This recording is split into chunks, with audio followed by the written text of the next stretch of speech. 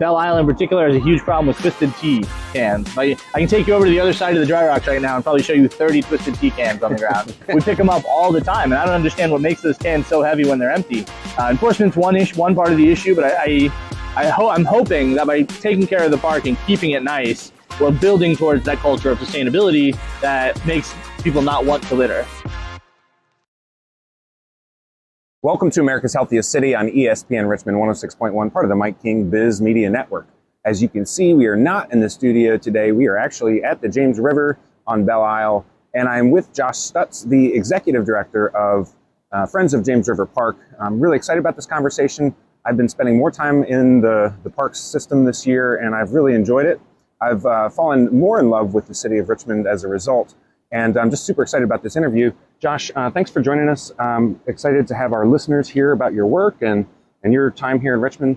So I'll start out with the very first question I ask everybody. Are you a native to Richmond, or did you move here at some point?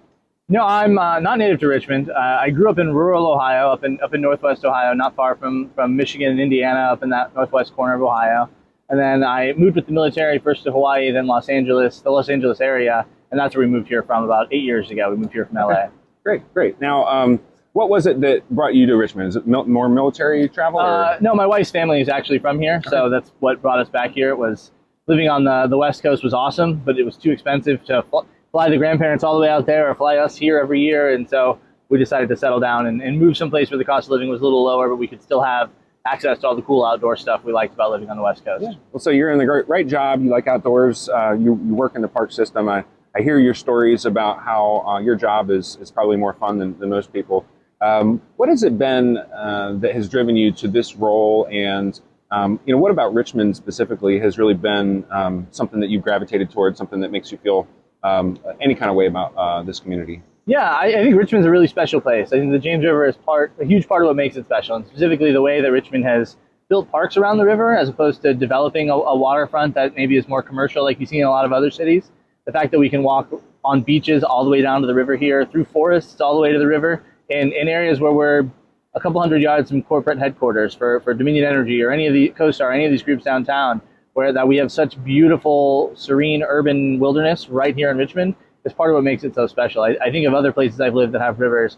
Columbus, Ohio, before they recently redid it, the Scioto River was socked in by concrete almost the whole length of Columbus, and it's so different there. And they made some changes, but the Richmond riverfront being so wild and natural is what makes it so special. Yeah. Well, I didn't even know about all the amenities that exist in the park, and it's a 7-mile loop that connects with bridges, and I'm not going to get into the details because I don't know them as well. But I feel like you can, I don't say get lost here, but you can spend an entire day in this park, in these parks. Absolutely. The Buttermilk North Bank loop that you're talking about is about 7 miles. It takes you across Belle Isle. You're in the woods for almost all of that, and it's crazy to think that there's a 7 to 8 mile hiking loop you can do in Richmond where you're not any place outside of that, and you're right downtown almost the whole time, and you're between people's backyards and the river, and you've got this really great natural setting to be in.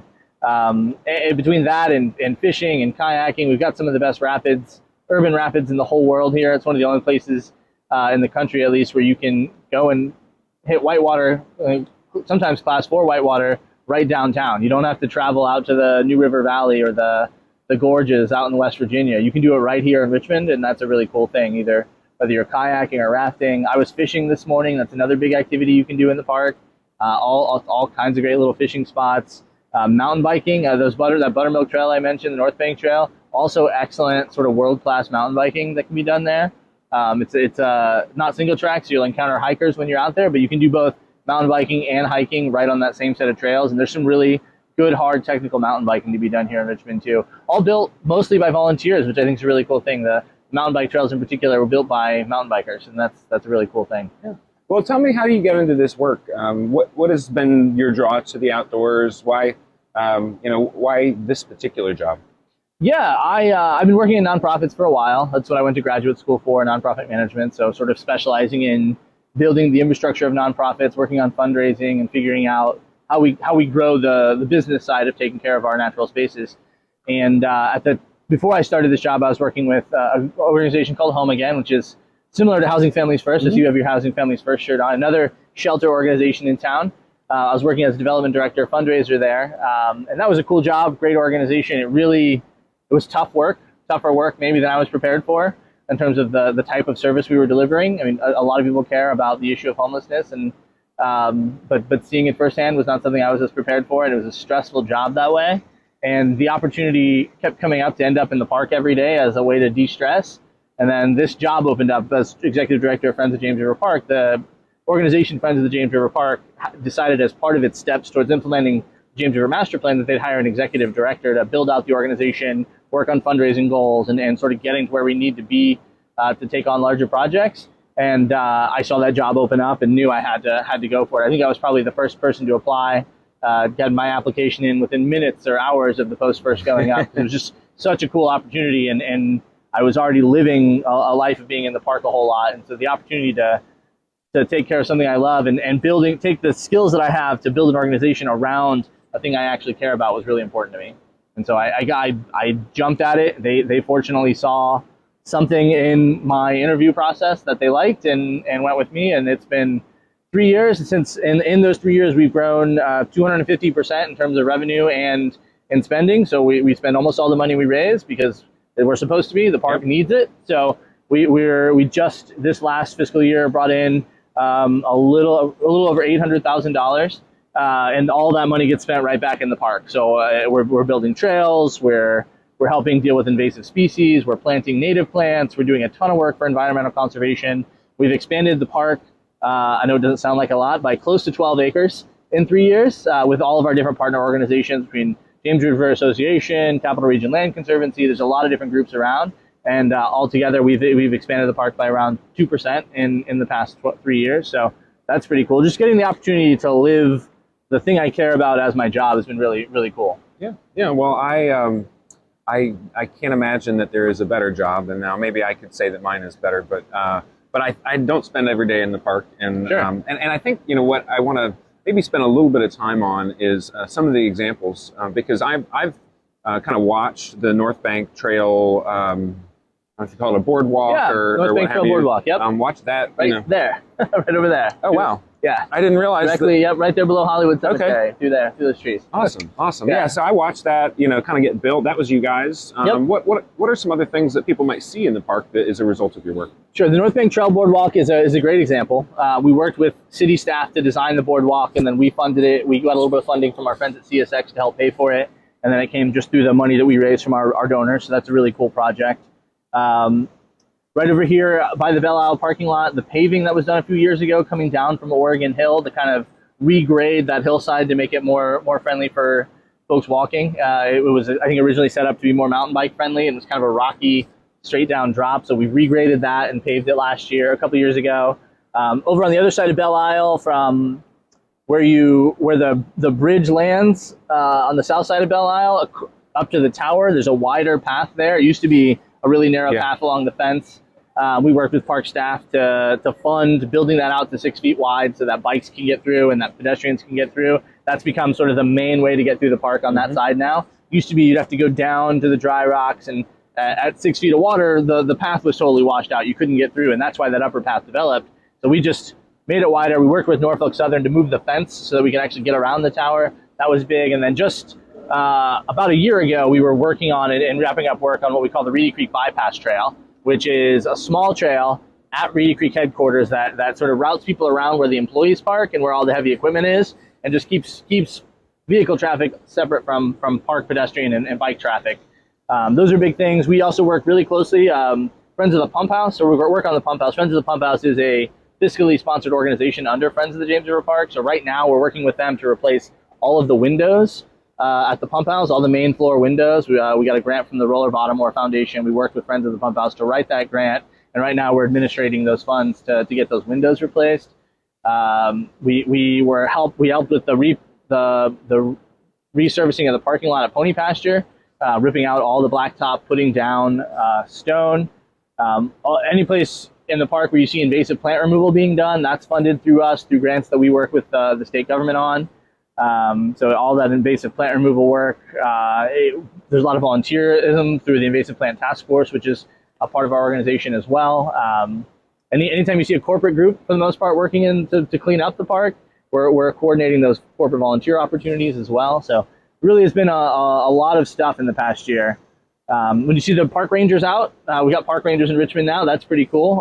The vehicle they ride in, that Jeep, we wrote the grant that got that Jeep funded, and we're able to make that purchase for the city as well. So we kind of exist in this space where we can be a force multiplier to the really great staff that work in the park every day, that's James River Park System staff. We work directly with them to identify problems, and that's sort of what lays out the work that we do. And then I go out and find the money to do it, and then work with the staff to make sure it gets completed in a timely and efficient manner. So yeah, there's hardly a section of the park that hasn't had some impact from Friends of the James River Park. Great. You're listening to America's Healthiest City on ESPN Richmond 106.1, part of the Mike King Biz Media Network. We're at the James River today with Josh Stutz, the Executive Director of Friends of James River Park. We're learning about all the wonderful things that this organization is doing and all the work that Josh is doing to make it happen. Josh, I'm curious, you talked about the master plan and the work that you're pursuing. Can you tell our listeners a little bit about what the future looks like in James River Park and what sort of things people can expect as the next few years unfold?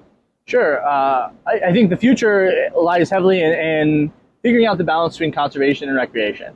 On the project side of things, we're looking at making some improvements to Belle Isle.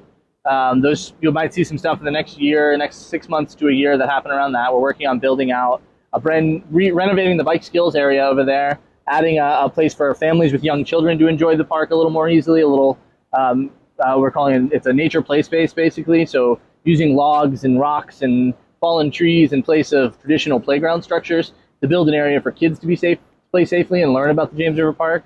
We're working on designing that right now. We've got some projects in line potentially around Reedy Creek. Reedy Creek was originally built as a visitor center, and it's sort of become the center of operations for the James River Park, and that's putting a lot of heavy equipment close to the river, which we don't feel like is in line with our overall conservation goals. So one thing we want to figure out over the next few years is how do we restore that as an education-focused space and find a new home for the operations and trail crew and the equipment that we store there. That's coming down the pike. I'm not sure timeline on that sometime in the next few years. Right now we are working, we'll have the results in the spring, but there's a massive study underway right now to build a natural resource management plan for the park. We're working with a company called Biohabitats. They're analyzing the park sort of acre by acre. So looking for conservationally valuable areas, areas of special conservation value, helping us identify areas that don't have special conservation value as areas that we could potentially do more recreation, helping us develop long-term plans for managing the natural resources within the park. So in about March or April, we'll have this huge document that outlines all the things we could do over the next few years for conservation within the park, and that's going to drive a lot of our work moving forward. So one of the things that you have talked a lot about today is all the partnerships that you have, and I'm fascinated by that. I mean, you mentioned CSX and Norfolk Southern as people that you have to work with and have funded some things and helped you guys out. We kind of take them for granted because they just ride their trains through our city. We don't really hop on them. But there are plenty of others, and you've mentioned plenty of others. Can you talk a little bit about how partnerships work and how you've been able to establish those and why those folks are interested parties? Yeah, definitely. I think the railroads are a good example of partnership because they're our largest neighbor for the park. The park is bordered by the railroad on both sides. It runs right through the north and south bank of most of the James River Park system touches the railroad immediately. So both those railroad partners have come to our aid in different ways over the years. We're working to grow those relationships. I think that those are strategic not only for the land that they currently hold, but just the future opportunities of working together. It's in their interest that the James River Park be maintained well so that folks stay off the tracks, as it is in our interest that the tracks be maintained well so that the park can stay safe and clean and nice. So that's a strategic partnership. I always say we stand on Belle Isle and look up at downtown and see all the names on the buildings and who works where. And that's sort of how we fish for new opportunities. Dominion Energy, right here down, huge presence in the waterfront. They're some of our strongest supporters. I'm working with probably a few hundred Dominion Energy volunteers over the next couple of weeks to clean up in the park. We do that routinely throughout the year. They're always coming to our aid. CoStar is another big one. A lot of volunteer projects through CoStar. They've also made significant contributions to our anti-graffiti program and sponsoring our annual event coming up.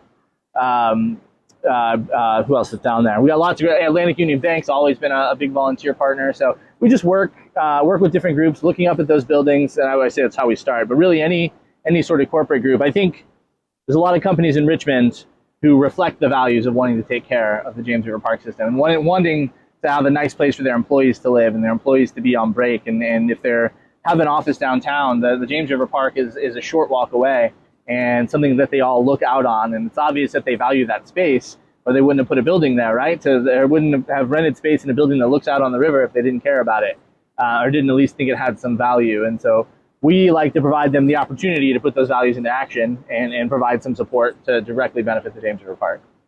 How can other groups that maybe aren't overlooking the James think about getting involved and contribute to the work that you're doing?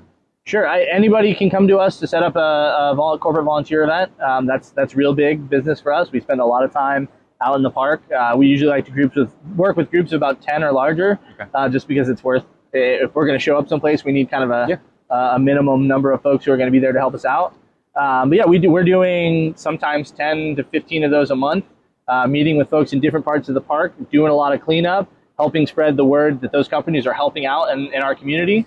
There's also great opportunities to support us financially. You can help with a project. We got all kinds of a long list of projects that need funding, and our event sponsorship. So we have 2 events every year. One that we call the Wood River Run. It's a 5K out at Pony Pasture every year.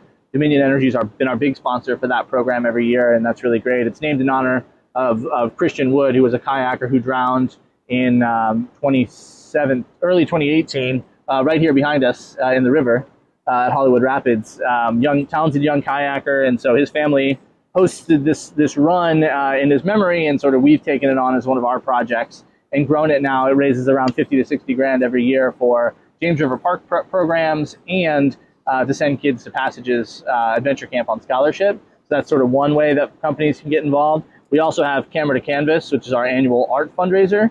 That's actually coming up here in about 3 weeks out at Willow Oaks Country Club. We've got CoStar, Purple Gold Partners, Afton Chemical, a lot of great sponsors for that event. The event's centered around unique artwork created just for the James River Park. So there's almost 50 paintings, all based on the photography of Bill Draper, who's a photographer who works in the James River Park. Local artists have selected his photographs and done paintings of those photographs.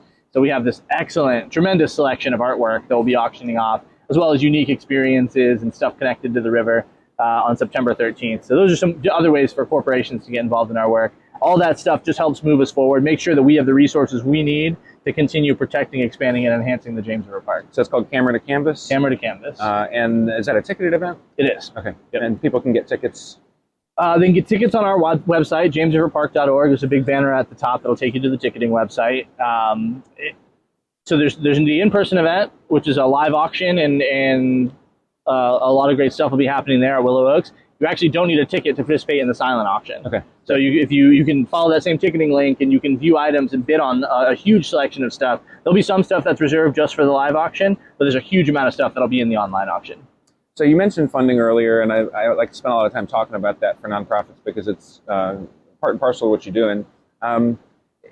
What's the number? I mean, if you said you have a long list, I mean, what would be the number that it would take to really do what this park needs? Yeah, I think about that a lot.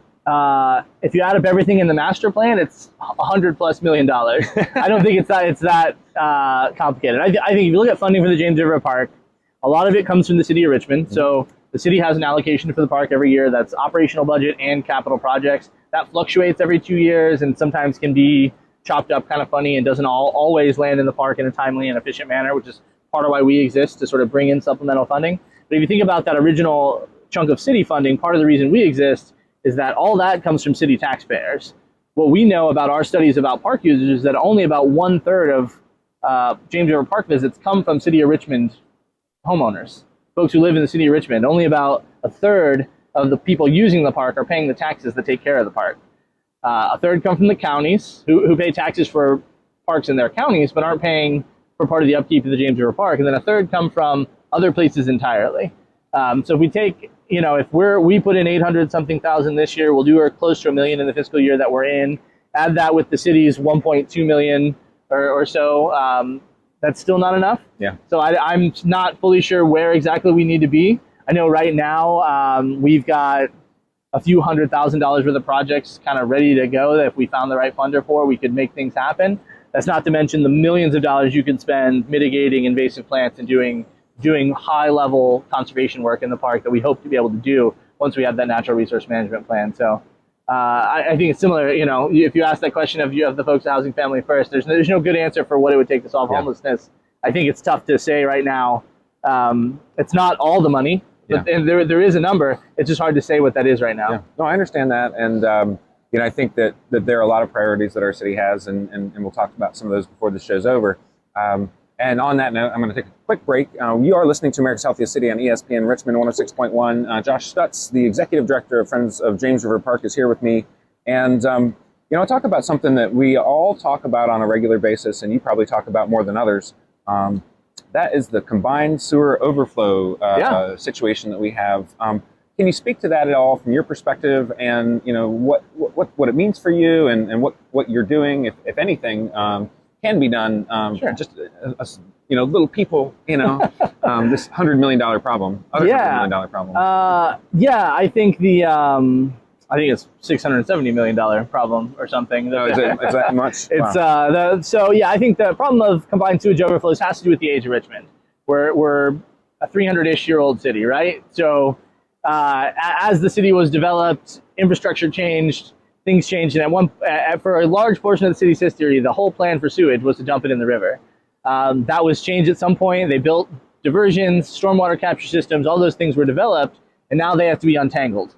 That's a big job. It's probably the biggest infrastructure project Richmond could be undertaking.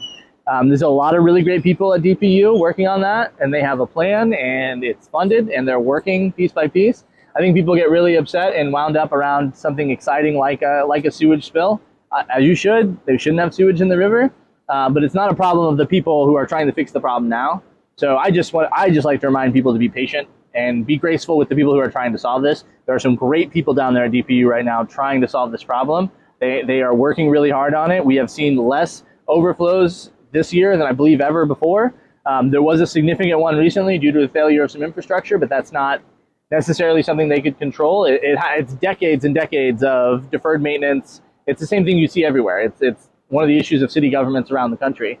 It's not anything specific to Richmond. And what I do know is there are good people working to solve that problem right now, and we will see fixes over the next few years. I believe the plan is in place, recently approved by City Council, and all the folks that needed to approve the plan, that they're moving forward with a pretty solid plan to clean up the river and completely eliminate sewage overflows, I think by the mid-2030s. So the next 10 years, it won't be a problem anymore. I know that's a long time, but it's getting better every year, and there's good people working on it. Great. Well, I'm appreciative of that information. And I was actually at the Department of Public Utilities a couple of mornings ago, speaking to the executive leadership team.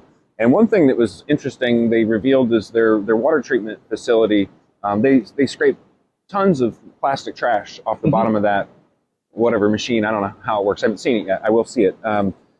What's the litter situation look like? I mean, I'm sitting here looking at a can of beer over there in the water. Is it getting better? Is it getting worse? What's going on with the litter situation? So we're working on the litter situation. It's not getting better. I can guarantee that. We clean up a lot, and it seems like we clean up more and more. And I'll never understand wanting to come out and enjoy nature, but leaving trash so that other people can't enjoy nature. I think it's a lack of respect for other people that causes this. I personally would never leave someplace worse than I found it. And the fact that there's so many people out here willing to, they see the value in something like Belle Isle and other parts of the James River Park system, but they don't want to make it any better, and they don't want to leave it at least as good as they found it. So they come here and they leave behind beer cans, beer bottles. Belle Isle has a lot of trash cans. I don't understand leaving litter on Belle Isle. There are some parts of the park where there are less trash cans, but it's just, if you brought it in, you can bring it out. It's shocking to me how many beer cans we find. They're lighter on the way out. Belle Isle in particular has a huge problem with twisted tea cans. But I can take you over to the other side of the dry rocks right now and probably show you 30 twisted tea cans on the ground. I get, because they're always there. We pick them up all the time, and I don't understand what makes those cans so heavy when they're empty. But it is a big problem on Belle Isle. I just wish, I'm not sure what else we can do. We're working on measuring it right now. I think you know the guys from Data Company One, LitterX. We've done some litter surveys to try and better understand the trash problem on Belle Isle. We're working with Afton Chemical and Data Company One in a couple of weeks to do Belle Isle and the whole waterfront to do a survey of where we find trash and what trash we find. But it's pretty consistent that even though drinking is illegal in the park, glass is illegal in the park, these are rules that are not enforced, and it causes problems down here. Enforcement's one part of the issue, but I'm hoping that by taking care of the park and keeping it nice, we're building towards that culture of sustainability that makes people not want to litter. I think if you go to a nice place, there's nothing on the ground, you're less likely to leave something behind. And that's at least the operating theory that I have to work under to not lose my mind about how disrespectful everybody is of our natural spaces. Yeah, it's definitely frustrating. And I feel like maybe we can fund some signs or something at the front of the walk across. Yeah, I think signs are an interesting thing, because we talk a lot about signs. We don't like to oversign in the park. And if you need a sign to tell you not to litter, you're not reading the sign anyway. I think that's the challenge is it's people who don't care about any kind of rule, and signs maybe just going to cause it to happen more. So we are doing more signs coming up with park rules. We're going to be rolling out some signs over the next couple of months. But I still have that in the back of my head, is that the type of person that throws a beer can on the ground doesn't care about the sign that tells them not to throw a beer can on the ground. Well, we'll work to help you out with that however we can, and just having the conversation hopefully raise some awareness about the problem and encourage folks to be better stewards. With the couple of minutes we've got left, I want you to tell folks how they can get in touch with you, but we also ask folks, who's somebody out in the community that you respect, that you think we should be interviewing for the show, and if you don't necessarily have somebody that you want to put on the spot, maybe an idea that you can share with our listeners about ways that they can make things better here. Yeah, so you can get in touch with us at jamesriverpark.org. It's the website for the park and for the nonprofit organization. All our information is on there about how to donate, how to get involved as a volunteer, what to learn about the park, all the different ways that you can help out. I think for folks out there in the community that are doing really good work, there's a lot of them. I think back to my friends at home again, doing great work, not necessarily connected to the river, but we do, and all the folks who do the work in the continuum of care to fight homelessness in Richmond. Homelessness around the river is big. Down at Pipeline, Vauxhall Island, there's quite a few encampments that pop up around the river, and we appreciate anybody's effort to keep those people safe and find them housing. I think connected to the river and outdoorsiness, I really like the Capital Trail Foundation, James River Association, all great organizations. Southside Relief, another one that's doing some great work to bring more trees to the south side of Richmond. So Richmond is so fortunate to have so many good community advocates and so many good nonprofits out there to help take care of the city. Well, I thank you for that, and I know a few folks from those organizations, so I'll make those connections and we'll do it. But I thank you for sharing with our listeners today. I thank you for spending time out here in the park with me. This is a great way to start my Friday. Sure. Thank you. This was America's Healthiest City on ESPN Richmond 106.1. You can catch us each week here on the network or on ESPNRichmond.com. Please follow us on Instagram, Facebook, LinkedIn, and YouTube to catch our full episodes and shorts of these shows. I will catch you next time.